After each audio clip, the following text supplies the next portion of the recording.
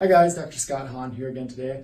And so what I want to do is kind of go through some things that you can do on your own to help your posture. Now, these are things that maybe we had never really thought about, or some easy kind of quick tweaks to kind of basically make life go easier. So one thing that we see is sleeping posture really affects people negatively.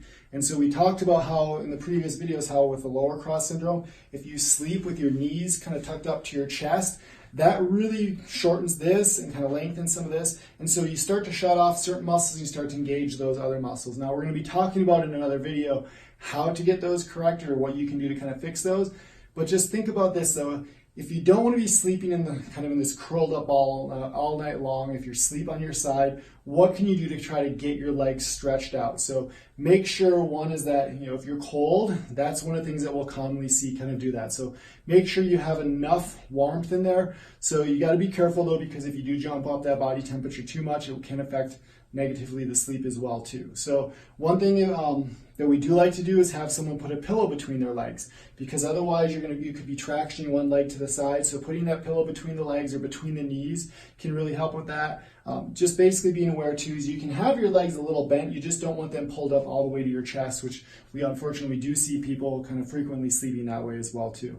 Also too, when you're sleeping on your side, make sure that your arm is in a neutral position. You don't want it above your head like this. That contributes to a lot of shoulder issues. Or if you have it sticking out like this or some other position, just recognize that these prolonged positions do have a pretty big negative impact as well, especially over time. We see a lot of shoulder issues with that develop as well too.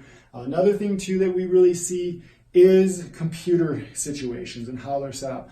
A lot of people are on their phone now, and you can see when someone's looking down like this, that can have a lot of negative impact on that upper back. That can contribute into that upper cross syndrome. And so something simple is just make sure that you always have the phone up here or bring it up. Or if there's just things that you can do to make sure that you get your world here as much as you can. Same thing if you have a laptop. One thing that I really like to do with the laptop that I do with my own is set it up on some books or lift it up, and then I use an external keyboard and I use an external mouse, so that way I can keep my arms in a neutral position, but then able to raise that up that way with that much more portable device that you have that way. So if you found these things useful, feel free to like this video and stay tuned to future videos as well.